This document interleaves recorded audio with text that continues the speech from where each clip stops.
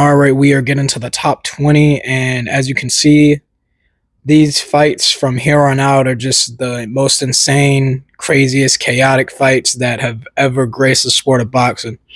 And this entry is Nona Konadu versus Sun Kill Moon 1, which took place on January 20th, 1990 for the WBC Junior Bantamweight Championship.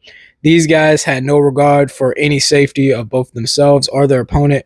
You have Sun Kill Moon, the Korean fighter in the red, versus Nana Konadu fighting out of Africa in the white trunks. And these guys from the get-go just are insane. There's 3 knockdowns in the first round alone. They don't really have good chins, but that's what made this fight just fun and intense to watch. Just pure chaos from the get-go.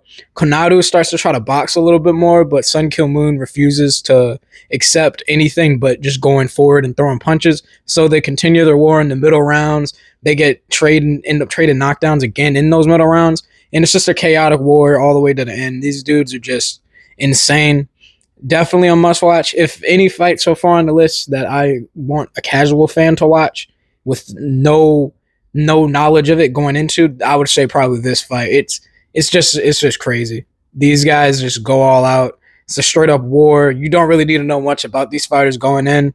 You'll basically find out everything you need to know about them, that these guys are absolute warriors by the time you're finished watching the fight.